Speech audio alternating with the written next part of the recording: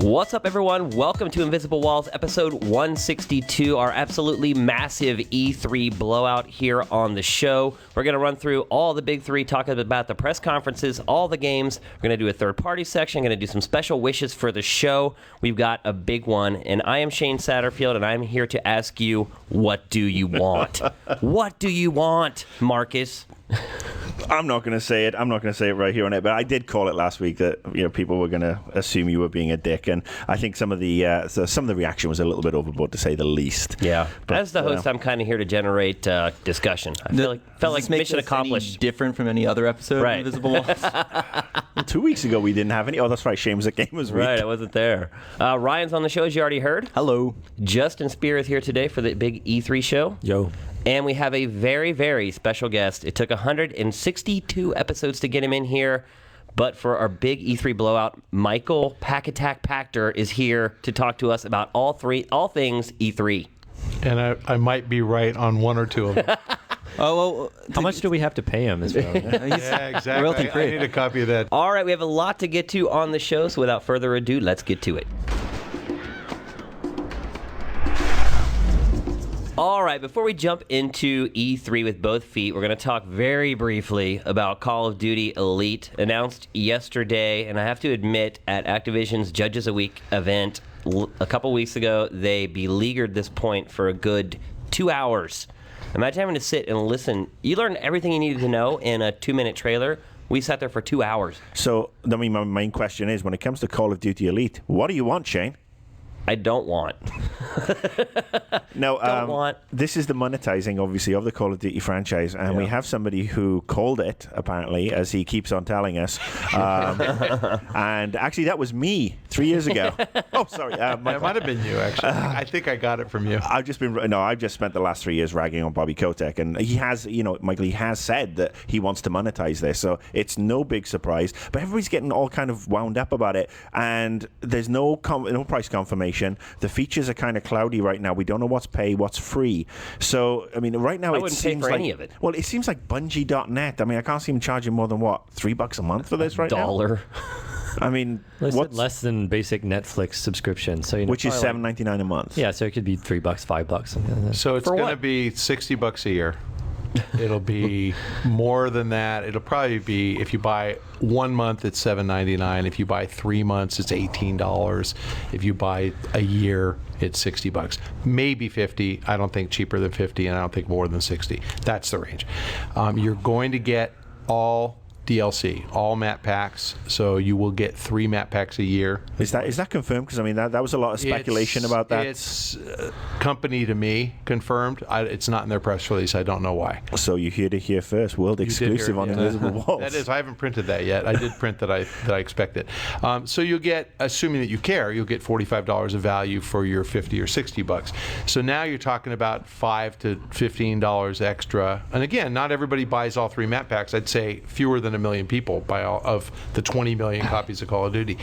And then, the rest of it has been described to me as features that already exist on Halo. So it is Bungie.net.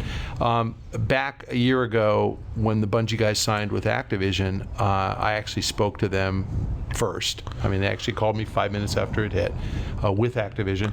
And I said, okay, one question.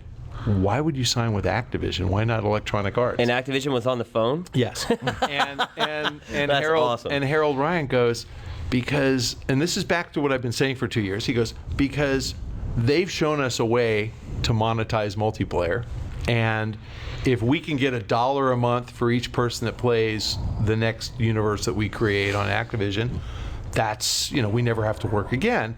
And obviously they probably don't have to work again anyway. Yeah. But I think that you're going to see a very Bungie.net like experience on Call of Duty, and I don't know what that means. Like, I don't really understand how hard it is to find a friend to play with, and I don't really understand the value to gamers of achievements and unlocking cool things. But they're going to have a separate world if they give you any weapons that aren't aren't in the free world. Yeah. And so the question is, will they go that direction? I don't know the answer. If it's just you get free map packs and some ladder, tournaments, ladders, unlock some achievements, big deal. If you unlock weapons and you suddenly have this frickin', grenade launcher that no one else can have, then it makes the game unfair, and I think people will rebel.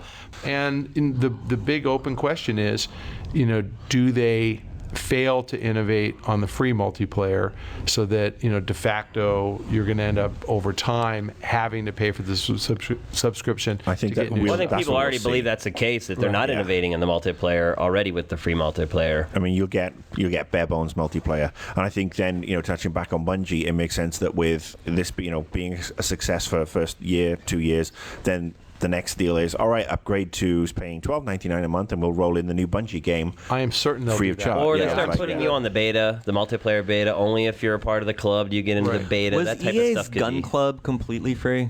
I mean, that was such a shitty little thing. I don't know. And it was Remember, for discounts and stuff. Was it free? Yeah, but I don't think you got anything other than discounts. I mean, no if one's you joined playing it. Medal of Honor anymore anyway, so. I mean, the big feature they showed to us at Judges Week was the ability to search for like-minded people like you. Right. So they're like, oh, find some other photographers to play Call of Duty I would with. just type in It's like- pacifist and dominate. Battlefield 3 lovers. I want to be a medic. Yeah. Well, otherwise, I just don't see any value in this at all. I think that the thing to remember is that if you subscribe to Call of Duty Elite, Bobby Kotick wins. Hello, I'm Shuhei Yoshida. I would like to touch upon the future potential of games on NGP. All right, so now we're going to start running down through the 3 big first-party publishers / platform manufacturers. First, we're going to talk about Sony. Now, at the Judges event, I can't say too much, but I was a little surprised at what they showed us. They didn't show a whole lot of PS3 stuff. So, Hector, how much do you think they're going to focus on the NGP? Is this E3 all about the NGP for Sony? Because that's kind of the vibe I'm getting at this point. I think that's their most important product to talk about. I think that if they don't lead with PlayStation Network, they've blown it. So happy to go back to that and answer NGP, but I think they have to lead with PSN.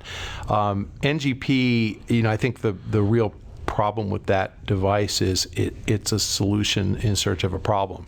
I mean, it's a really cool device, and I guess you've held one. I have, yeah. It's nice. It's amazing. And I have to say, I would rather play a handheld game on that device than any phone, than any 3DS, than any DS. But will there be enough software, and will the experience be good enough to justify $400? Because that's what I think it costs. It's cool, but I mean, I'd rather, for $400, I'd rather buy a PS3 and Uncharted 3 Right. than buy an NGP and no software. And I don't know how they're going to really get more than a couple million people to get excited about it. So I think it's a misguided centerpiece of their strategy, but the answer to your question is yes, I think it's a centerpiece. Now, why do you think they need to concentrate so much on PSN? Wouldn't it be smarter for them to just kind of sweep it under the rug? Do you think it's a dead story at this point? They got some splaining to do. They've got to play some catch up. I mean, the fact that the store only finally went live again last week, and everything is now officially back up worldwide. No, last night. We got the press release last night saying that finally all services were restored. Because Right. Japan was down until yesterday. But if you actually go and try to use those services today, they're still broken. I haven't. A lot of the tried to functionality use them. still doesn't I'm work. still waiting to download my bonus content for L.A. Noire. Yeah. And I cannot tell you anecdotally how many people I've talked to, read tweets from, who said, I have both consoles. I'm now a 360 exclusive gamer. And back to Gary Whitta, went back and forth on, do I buy L.A. Noire for 360 or PS3? I mean, and most people this last several weeks have been opting for 360, which isn't such a horrible experience that you're going to switch right back to PS3 because the network's back up. So I think Sony has to deal with people who have switched, with people who question the reliability of the network. I think if you're a Call of Duty player on PSN, what would You're stop pissed you? off. You are pissed off. And so when Activision rolls out this new service next year, and let's just say Microsoft cuts the price of the 360, do you stick with PSN or do you just go ahead and go for it? And I really don't know the answer. So I think Sony has to win those guys back. Anybody on the fence, they have to convince everyone the system is secure. So going back to E3 and what do I hope to see from Sony? Yeah, PSN is a major thing. NGP, until I've got one in my hands and I'm seeing how good it is, I don't give two flying farts about it. This should be their year for top quality games on the PS3. It's like, it may do everything. It may do Blu-ray. It may do Facebook. It does games. And this is where they push Resistance, Uncharted. It's like, we've got the best versions of these games. Because, I mean, Batman Arkham City, I'm buying that on the PS3 because I played the first one on PS3. Right. I don't want to play that on the 360 because my PS3 is more powerful. And that's what they need to be pushing this year. We have the best console. We're sorting our shit out with PSN. Games. Did you see they have a 3D lounge that's open, 3D experience or something lounge that's open just on Tuesday, and only we can get in there. It's like media and analysts only. But I saw Uncharted 3 in 3D. It's amazing. Yeah, I mean, the best thing I've seen in 3D. Not I'd just agree. the best game, Yep. the best anything I've ever seen. And I talked to the developers, and they were like, we designed this game knowing that it was going to be 3D, and we put the depth in. It was phenomenal. Can I ask, going off of what Marcus said and going back to the games, but maybe the Japan angle as well, we've gotten burnt on a couple top 10 lists with this little game called The Last Guardian. Do you think it's going to... Patrick, have you even heard of The Last Guardian? I've heard. Do you think it's going to show? No interest, huh? No clue. Okay. No clue. No, I mean, I know of the game, but I don't know when it's coming. But I mean, let's talk. they showed it 2 years ago, right? Yeah, and they showed it was going to be a GDC, and then they canceled, but then there was an event in We saw Japan. 2 years ago at E3. Yeah. Well, it wasn't showed there a last trailer. year. They've never shown the game being played. Is that the one with the big dog type thing Griffin, with it's yeah. like The Griffin. a never-ending Griffin. story? Yeah, it was a Griffin. It was an eagle something. Dog, whatever. I think from an ultra Claws. It had hardcore Feathers, It had a claws cat. and feathers. from an like a ultra cat hardcore griffin, perspective, but I a think dog there's a lot griffin. of people who love that, but that's not a system seller. Sony need to come up with a system sellers this year. They need to make Uncharted 3 the must-buy video game But you of this can't. fall. When you get to the third part, you can't just suddenly say, "Now this is a system seller." Like, that doesn't work. It doesn't and back work to that what way. Shane said, that it only does everything. I think part of the confused message from Sony is parent company wants to sell you a 3D TV. So they're going to make 3D in Uncharted a bigger deal than the gameplay itself. Now, is the NGP going to be You'll get one. a repeat of the PSP? I won't. Because the PSP was very similar. It was this whiz-bang gadget. People were blown away by it. Oh my gosh, console graphics in your hand. We're kind of getting that same message this time. We all fell for it too. I agree. I I was fell for it. absolutely convinced the PSP would just kick ass, and I think that the PSP gave you a PS2-like game experience at a time when there was no PS3 or 360, so it made sense. And it turned out just a few people wanted that experience, not very many, and really primarily people who play sports games, sports sim games. I think the NGP is going to be that way. It'll give you this great experience that you don't really need or want, and definitely not at a super high price point. I mean, that's the big problem. So yeah, I think it'll fizzle. So let's go around the horn real quick. What's your prognosis for Sony at E3? Let's give it a letter grade. Marcus, go. Go with my heart and what I want to see. I want to see them blow me away with games, and I would give them an A for that because they have some of the best games this year. Unfortunately, knowing Sony and its proclivity for shooting itself in both feet and then fucking the holes, I'm going to give them a C right now because 3D and Move and NGP are going to be their leaders this year. Ryan. B. Fair No enough. explanation. Justin. I give it an S for satisfactory. Okay. If it weren't for the NGP, it'd probably be, An N for but, needs improvement. They have that little, it's new is important, so they have a little bit of that at least. Okay. Pactor. I think with a 5-hour press conference, Which essentially is what they're doing. by the end of the conference, we will all be so liquored up and full of good food. We and better be liquored up. They better have chair service. entertained. Yeah, it could be just a 3.5 hour lap dance. If that's it, A+. As long as it's not from Kaz Hirai. I'd say I think they're going to actually do things right. I think you're going to get a good announcement on PSN. I think they'll probably have some content on PSN. I actually see that as their innovation, that they're going to kind of unveil a more Xbox Live Arcade type experience. There's something to show that PSN is real and we take it seriously. I think people will be dazzled by the NGP. I really do. I just think the price point's a problem, and I think people will be dazzled by the software we know about, let alone Last Guardian or things we don't know about. So I'd say that we're going to walk out of there giving them an A. I just don't know that it's going to have any lasting impact and sell consoles or software, but I think you're going to like the message. They generally do a great job in their press conference. And as I said, Other than going back to like the PS2 era. And when Lady Gaga comes out and gives you a lap dance, Ew. I can't think of anybody I'd rather have less give me I'd rather have Shane give me a lap dance. God. I find Lady Gaga, I love her music. I don't get how that woman dresses provocatively, like as if she's sexy. I don't get it. She looks like So a I'm man. waiting for all the comments here, because I mean, somebody obviously thinks she's I think sexy. you're going to be okay. I'm not sure our demographic is hardcore Gaga. 30-year-old guys with mustaches. What do you think? Pass. Yep. All right, well, I'm going to give them a C. I think they're going to show a ton of the new handheld. I don't think we're going to see a ton of new games for the PS3. I think the games that we do know about for the PS3, we've already seen a ton of times, know maybe too much about before they came out. So I'm going to give them a big fat C. Marcus, are you okay? Okay, so next up is one of the big three that I am probably least excited about. Kind of tip my hand for the rating at the end there, and that is Microsoft. You're such an Xbox hater. Today, apparently. How do you guys feel about Microsoft? I feel like maybe they do have a lot of unknowns as far as software, because you look and we have Gears 3 and Forza.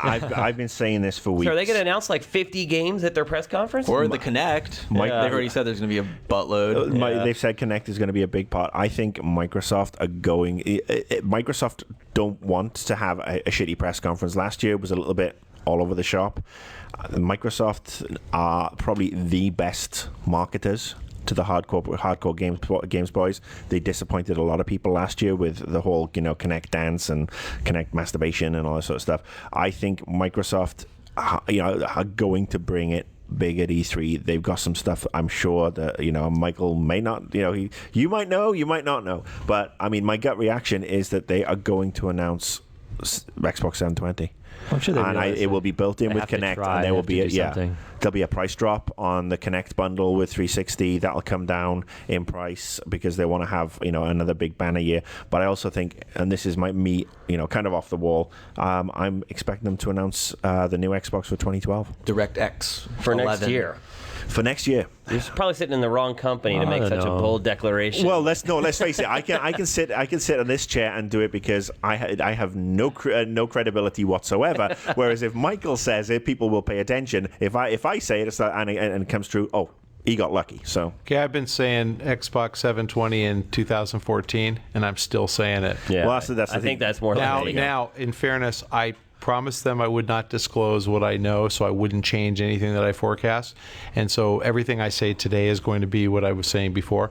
But Why do we even bother to have him on? Just on Xbox. Can we just redact everything? But I can tell you that I spent 5 hours there yesterday, and 3 hours of it was without break looking at all the stuff they're going to show at E3. And at the same pace that they would present it, they could have a 3-hour press conference. They won't. But I saw 3 hours worth of stuff, and everybody has different tastes, so others may not agree with me, but A+, I liked what I saw. Wow. Now, when I say that, I don't mean that there's going to be these reveals that, oh my God, that's the coolest game I've ever seen. It's more quantity, good quality, but more quantity. But good hardcore, good core Kinect experiences, good casual Kinect experiences, and good multimedia, which is exactly what I predicted and exactly what I saw, and that's as far as I can go about the detail. But a lot of stuff that I think people are going to see and go, I like that, that's cool, well packaged, and surprisingly, only one or two things I saw had I guessed. So really a lot of stuff that I didn't know they were going to do. Now, the Kinect in motion gaming, I think, in general, is going to be, for me, a big story to follow at E3 this year. Obviously, last year, as Marcus mentioned, Microsoft's press conference was deluged with Kinect stuff. But what I've kind of started to see at this point is that Kinect is turning into the Dance Central machine, much in the same way the original Xbox was basically a Halo machine. Are they teetering on that at this point? Do they need to show some big stuff at E3 this year to kind of get over the hump of it? Okay, you play Dance Central on that. Everything else is just kind of vaporware or garbage? I think they have a dilemma because since the introduction of the iPad, tablets, it's no longer quite as intuitive that you want to wave your arm at your television. If I had exactly the same interface that was on my TV screen and on my tablet and I could touch, I think I'd be more comfortable because touching it is very precise. So now, Patrick, do you remember on bonus round a couple years ago? Yeah, I said it was like a big iPad or a big iPhone. Well, no, we got in a bit of a tiff. You were saying you preferred to use your hands to navigate menus, and I said I would rather use a D-pad. Right, but this is touching the screen, so it's right. But no, I think it's somewhat saying you'd rather have it. Dude, I totally remember, and this is the solution I think makes us both happy. Right. This is the Reese's peanut butter cup. Yeah. so I think that the interface is still better in tablet form. I think that there are many games, and let's use flight simulation. I don't want to hold my hands in front of me. I want to hold a steering or whatever. I want to hold a plane controller. We call it. What do you call it? I don't know what it's called. Rudder. Stick. Yeah, stick. I want to hold the stick because it makes more sense. And so, when you play a game, something that they've shown in the past, like Star Wars, I get the laser light sword with my hands. I don't get running around by standing in place and doing that. I don't really want to move that way. Right. So I think that the Kinect experience for the core, and I'm just picking Star Wars because they've announced it before, that experience, it would be best if you could do both. But you don't want to put your controller down and get up and now here I've got to, it's awkward. I think that's the problem that they face with making core games. They didn't address that all the way with what I saw yesterday, but they'll address that somewhat, and I think people will like what they see. So let me throw one thing at you. The one issue that Microsoft has is obviously the reliance on DVD, and Sony has Blu-ray, holds a lot more. There's nothing more irksome if you're an old school gamer with your DVDs and changing them out. I'm used to it. Come on. You crack You're an me old up. school gamer. That's a small You must be problem. really fast. So that means like every 8 hours you have to get up off your big fat ass. You have to, Hey, I'm British. I have no ass. Did you not I'm play- a beer guy. did you not But play no, I Final mean, you Fantasy drink VII? beer? You're British. You drink Of course, beer. that's so my you, last name, every so- time you get up to pee, just pop a new disc in and you're in good shape. I have a bucket by the. But no, I'm just curious that Lazy boy. I mean, again, having my mass storage device to catch up to what Blu-ray does. Do you think that's going to hold Microsoft back I in the don't long think term? that's. So I you don't want the think that's really a Xbox big deal. 360 Go? No, I'm just asking it. It's a valid question. I don't know what the fuck you Muppets are on about, but seriously, the There's a new Blu-ray Muppet movie holds coming out. a That's lot pretty more. Really? Lot more coding, lot more audio. Games like no chance. L.A. Noire are phenomenal on it, and I'm not saying the Xbox version isn't. It's on multiple discs on the Xbox Yeah. version, isn't it? Oh, I wouldn't know. I bought right? I bought Three. I bought the PS3 version with one fucking disc. So cares? No, I'm just curious. I mean, where's it going to go? I mean, DVD is We're going to go back to falling 5 back. and 1/4 inch floppies. Zip drives. I think Microsoft is going to concede the fat ass audience. They're going to say, "Fine, Sony, you get all got them. You get the fatties. We'll keep the guys." Jesus, who are, for once I ask a pertinent question, I have to listen to the Rogues Gallery. You thought it was pertinent. Everyone More of else a peanut didn't. gallery. Well, Microsoft Except bet on HD DVD and they lost, and so this is going to have an We're gonna impact rename Invisible Walls. moving forward for what Microsoft is going to do, because are we going to go to 4, 5, 6, 7 DVDs in the next generation of games when they're trying to keep up with all this extra coding and all this extra We get audio? it. So I mean, I'm just curious. It wouldn't surprise me if Microsoft launches a box that is a 360 that has a Blu-ray player or a higher density disc drive Thank you. in the future, but I'm not saying for this E3. It was just a question I was just HD throwing DVD out. 2. but still, games are still going to have to come in on 2 discs. You're not going to 3 split the discs. user base. Right. So All right, so let's go around the horn and give our letter grades for Microsoft hype. Marcus. Going with my gut again, I'm gonna go B+, bordering on an A. They don't fail me, don't let me down. If they do focus it on Kinect, they're gonna be getting a friggin' D out of me. Ryan. B. Justin. I give it PG for pretty good. Okay. I have some good games. I'm not expecting any shocking, new announcements. All I can do is show a good game. I have a B+ unless they give us some free stuff, and then it's an A+. Free HD DVDs for all of us. I would actually agree with the B+, A-, and purely because we just don't really know squat of what they're going to show, because there are so few games that are known out there. I think they have to show us stuff that's going to surprise us because we don't know about anything. So I will give it a B+, A- as well. Let's begin with details on an experience you've been waiting for. All right, next up is probably the wildest card of them all, Nintendo. Obviously, it's already out there. They're showing off their new console, Project Cafe, blah, blah, blah. Who knows what of that is true, or maybe Pactor knows what's true and what isn't, but I don't think any of the other people sitting here do. Project Cafe, you guys excited for it based upon what you've heard about it already? I'm looking forward to seeing where they're going to take everybody, because they do innovate, and they were the first one with serious motion controls. I'm looking forward to getting my hands on it. The fact that they have said that the media will be able to play at E3 is making my Nintendo booth tour one of the high points of the show for me. It's tempered with memories of 5 years of shovelware on the Wii, and the 3DS still not hitting the heights that we were expecting, and the third-party support still to come through really and innovate. So I'm kind of like caught in a rock and a hard place. New hardware is new hardware for me. I mean, I feel like the NGP has already spent its load a little bit with the Japanese reveal that happened. When was that? I don't remember. On my birthday, January 27th. You Happy weren't birthday. there. You stayed here to celebrate. Yeah, we did. I was We did here get the waiting to invites to that one. download things. I know Sony called me up the week before. They go, "We're having this thing in Tokyo. We really want you to go." And I'm like, "When? Okay, January 27th." I said, "My birthday. I'm having a party. It would be not right if I wasn't at my Why don't you party." just bring the NGP to the party? Happy 39th, by the way. Yeah, why didn't you get Sony to sponsor your party and do a live press conference webcast? But I mean, really wrong with simple. me? You need a better manager, dude. New hardware, very simple. all. Yeah, pretty much. I mean, the 3DS impressed me last year because it was new. Maybe it's not as impressive now, but we know a lot about the NGP. Project Cafe's mysteries. This is what I like. I like announcements. I like new things, new hardware. It doesn't really get much bigger than that. That's what E3 pretty is simple. all about, Stream, what do you or think? should be all about. Well, E3 is pretty much Nintendo's to win or lose. I mean, it is a brand new console that happens once every 5 years if you're Nintendo, and once every who knows how many years if you're Microsoft and Sony at this point. I just can't think of any point in the show where I'd be more excited than when I'm sitting in my seat waiting for Nintendo's press conference to start. Well, that's the big wings. It's not just a story for gamers, and this is me, taking my Invisible Walls hat off and putting on my sort of like local TV hat, and that is the one thing that's getting the attention of the mainstream media is E3. That press conference, the first morning of the show, that is the one that's going to be the biggest story coming out of E3 this year. No matter what Activision show, no matter what EA show, so it's all about Nintendo on that morning. Well, and what matters to me is the number of banners that they have on stage that say Gabe Newell walks out and says, "Okay, Portal 3, Wii 2 launch title."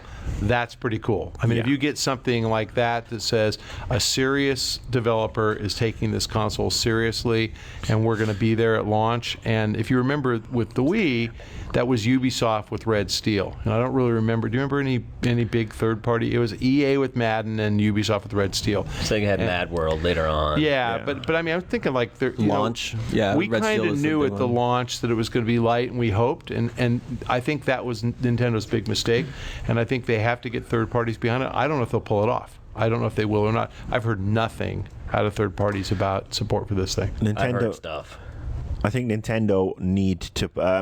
We know it's going to be really cool whatever they show, and it's going to be cool from a perspective of wow, I didn't think NB would go that way or whatever.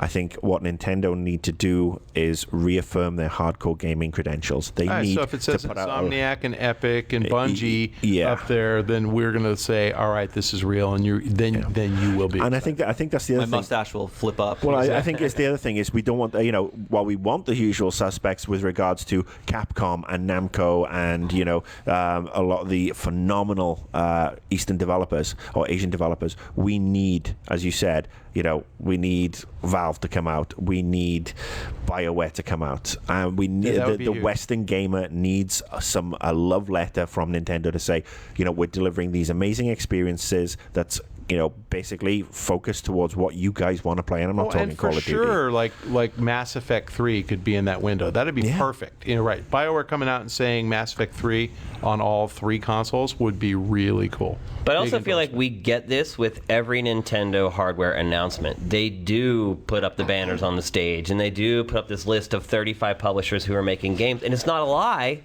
But ultimately, what you get from THQ is like Dora the Explorer, blah blah blah. No, there was a SpongeBob title for right, but that's what I'm saying. Like there was actually for the U-Draw SpongeBob Squiggle Pants. Yeah, Squiggle. But that's what I'm saying. Like they do get these publishers to sign on, but then they create games that aren't necessarily for the market that we would like them to be for. And I have kind of heard some things through the grapevine. There is going to be some big third-party announcements for Nintendo's new console at the show. There's no doubt about that.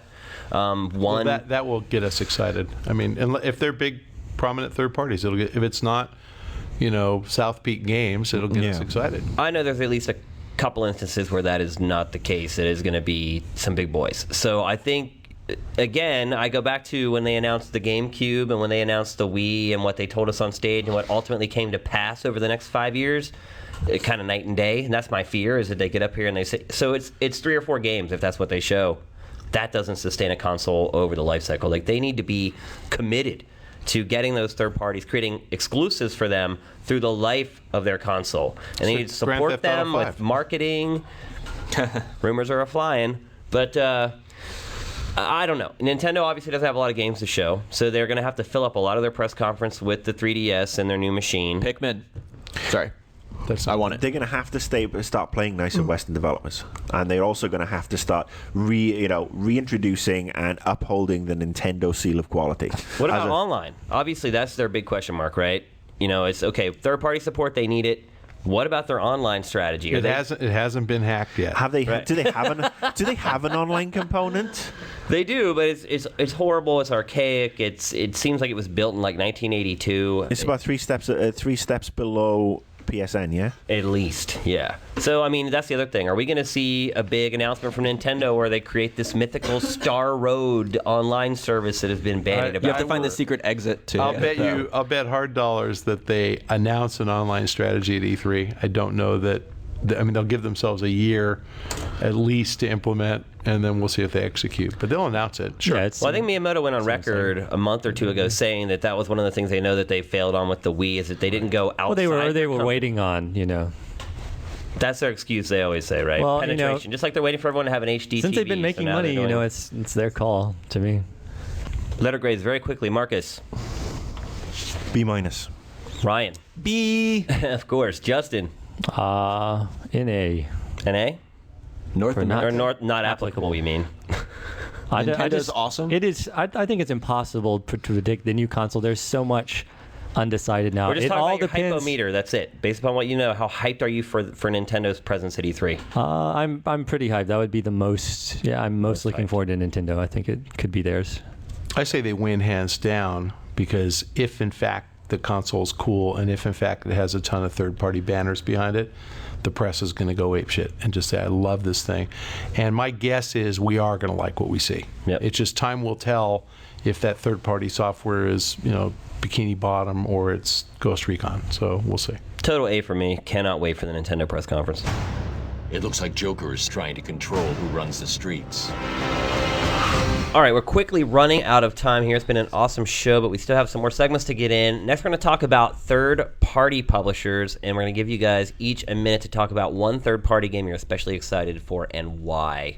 Marcus. Mine actually comes out in was it early September. It's one of the first big games of the year. It's Arkham City.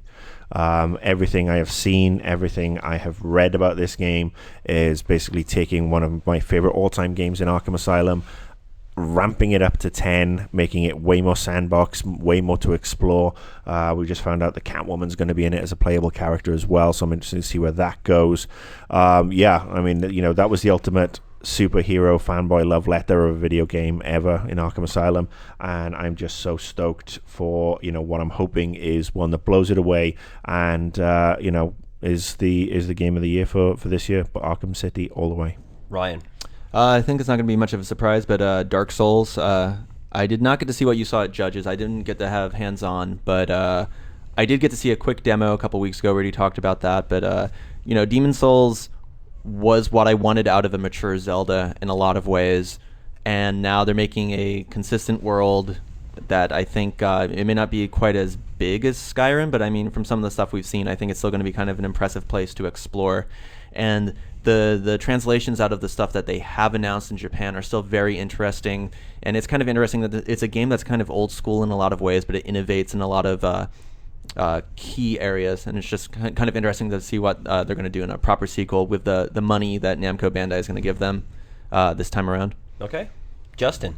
I'm also, Dark Souls is definitely on my list. I guess I could talk a bit about Skyrim. It's probably the one game where I've heard and seen, so much really promising stuff, so much great potential, but I really don't have the idea of what it's going to be exactly, or, what it's going to look like, what the combat's going to be like. So, yeah, I'm probably most looking forward to actually checking out Skyrim and making that, a known. Mr. Pachter. I'll turn my look forward into a prediction. We're going to see either a game from Bungie. I know they're not coming, except they're both coming to my party, so they're there. We're going to see a game from Insomniac, a first-person shooter for Electronic Arts, or we're going to hear about a game from Respawn. So I'm most excited about the reveal. And I'd say since we've known for more than a year that each of those studios is working on something, it's time for somebody to give us a glimpse. And I'm most excited because I like the stuff I don't know. I love getting surprised. Wouldn't count on Respawn, by the way. Can't count on Neo. You're right. And for me, it's Ninja Gaiden 3. Huge fan of the series. Obviously, this is the first game they've made where Itagaki is not at the helm. Very enigmatic. He's very iron-fisted when he created those games, like he was the final say and all that stuff. It'll be interesting to see how his understudy Hayashi-san handles creating his own game from scratch. Will it be impossibly difficult? Will they nerf the difficulty to make it more palatable to a wider audience? I love the game. Can't wait to see what they do with it.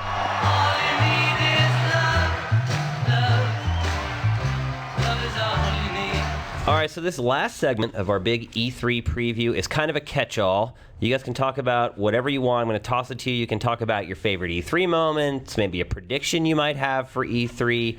This is the catch-all where you can kind of clean everything up before the show kicks off. Marcus, go. All right, my favorite E3 moment comes from when I was in PR, 2005. We were pimping Fear, and our booth was right next to EA, and they were showing Steven Spielberg around, and I went and snagged him from their PR people, pissed them off no end, brought him to see Fear. The guy spent 15 minutes looking at the Fear demo, said really good things about it, and that's personally my favorite moment. Loved it. My most random prediction, and the one I want to see Gabe Newell walk out of the Microsoft press conference and tell me Half-Life 3 is coming. That'd be great. That's what I want. That's what I would love. What about episode 3? Would you take that? No, I want Half-Life 3. I want a full-on... I want my Gordon Freeman back. I want him back, and I want him to start schooling the likes of Treyarch and what's left of Infinity Ward on how to make a fucking intelligent shooter. I want to he's coming back with a mustache. I don't care. I actually am Gabe Newell. I don't care if he's coming back Amish. I want Half-Life 3 back to reclaim the shooter for people with an IQ above that of a chimp. All right, Ryan. Prediction. Sony will finally stop talking about the PlayStation 2 during their press conference. That's hopefully a safe bet. Hopefully. But Madden will still come out for PS2 this year. That's a safe bet? Yeah. What's your favorite E3 moment, Ryan? Oh, God, when it's over? Next Friday. I would probably say my first E3 in 2004, where I didn't get to do anything. I was working at G4 at the time as a production assistant for G4TV.com. A show, not a website. And that was when they were showing the DS, and they were like, one of the hosts was like, "Hey, Ryan, do you want to play with this for a second?" And I got to use the Lathe tech demo for like 4 seconds, and I was like, my life is complete. So how far I've grown. That used to be a small moment of happiness is now something to be ridiculed and made fun of. Great. Thanks. Now Shane. you are. You're man. welcome. Yeah. Justin, your turn. It says most off the wall predictions on my sheet, so I'm going to do something a little weirder. I think that Nintendo with their new console, they're going to say, you know what, motion gaming, that's pretty much over. You can still plug in your sensor and your Wiimote to the new console, but we pretty much left that behind. They'll just move on, do something a little different, focus on different things. Connect and Move will be like, we still got some cool stuff, and they'll look like fools. Nintendo will do something else. I think that they could possibly make a nice little leap again, and The cock ring peripheral. Yeah, so they're gonna say motion gaming's dead. Forget you guys. We're done. We got our money. We did some cool stuff. You guys go play in that that pool. We're going, and we're going to do something new. I like that prediction. Favorite E3 moment? Got one? I think the one I always bring up is when I think it was Nintendo in '98 or '99 when they had a giant Pikachu that was exploding on the hour and shooting Pokeballs everywhere, and people got so excited that someone knocked over an old man in a wheelchair. Yeah. I did not like the part where the man in the wheelchair was knocked over, but it was just a Exploding big thing. Pokeballs? Every Pretty hour, awesome. people just like a mad scramble, and that was like E3 is not really like that anymore. So Yeah, you're right. That was like my first big crazy E3. Pactor. My prediction is Cliffy walks out at this year's Sony press conference and talks about the next epic game for PS3. I think it's about time. I think that they feel the challenge, and I think that's something that it's off the wall. Probably not going to happen, but I think it'd be cool if it did. My favorite E3 moment ever was also 2005. I remember I had a meeting with Gizmondo.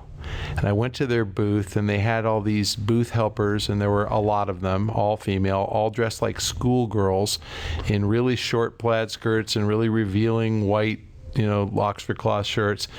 And you couldn't shake them. I mean, they were everywhere. And I pulled the PR guy aside and I said, "These girls look like hookers." And he said, "They are." And That's great. And they were. He wasn't kidding. So that was my favorite E3 moment. I promise that's as far as it went, but it was still. Yeah. Did you get a receipt? I just couldn't believe that there were hookers. A lifetime receipt. And the next year, the ESA cut back on booth babes. That's Remember right. that? Yeah. That's because Gizmodo gave everybody crabs. Yeah. For me personally, my favorite E3 moment was probably E3 2006. It was my first year of E3 at GameTrailers after having done it at GameSpot and G4 for years and years. I think why it was so special for me is because I think that's when I realized I had made the right choice coming here, because the site just exploded at E3 and we haven't really looked back since. So I think that's one of those watershed moments in my career and for GameTrailers, so that's why it's a big deal to me. My prediction for E3 is that Nintendo rules the show. I think they're going to blow people away. Justin inspired me to remember one E3 from 2001 as my first, 2000, my first E3 with Redstorm, but it was back in the old days when everybody was like giving away lots of free shit. We had these Blinky balls, and I'd been at Redstorm 3 days before they flew me out. I was in charge of the front desk and in charge of giving out these Blinky balls that in the end started throwing at people, and the Activision booth was in front of us, and they were doing the BMX game, and they had the ramp, and I threw this rubber Blinky ball that was really quite hard, and I beamed the bike rider on the back of his helmet. Nice. What He a did fall. dick thing. No, he didn't fall, but it was just, yeah, they were pissed. They were pissing me off because of the music they were playing. I think Nintendo's going to change a lot of people's minds at this E3. I think this is the year they finally get it, and people are like, thank God you finally came into the century everyone else is in. If they come with a love letter to gamers, they're going to be changing a lot. You like love letters, don't you? Well, seriously, it's all about. Who doesn't like a honestly, love letter? they should. What if they a make love you swap letter. discs? Then what? Fuck off. Bastard. If they come with the love letter that we want as gamers, they will make me change my pants. All right, so that's it for episode 162, our big pre-E3 2011 blowout. Michael Pachter, thank you so much for coming and recording with us, man. We really wanted you on the show for a long time. We appreciate pleasure. you taking the time. I know right now you are swamped just like everybody else, so thank you very, very much. Thanks for having me, Shane. As you guys know, E3 right around the corner. There are promos all up and down and all over the site. I'm not going to run through everything again, just to say we're streaming every press conference live on Spike TV, 12 to 5 on Monday. A live stream all day long on Tuesday, literally like 14 or 15 hours on GameTrailers.com. You can watch it on GT, you can watch it on Twitter, you can watch it on Facebook. That's the quick and dirty rundown. Here we go, guys. This is it. And you giving me a camera crew for Thursday morning. That's right. Are you fucking nuts? I am nuts. I'm excited, man. I'm really pumped for this E3. Everybody out there, hope you join us for the ride. It is going to be an awesome show. If you want to see it first, you got to be on GT, and that's the bottom line. Invisible Walls is up and out.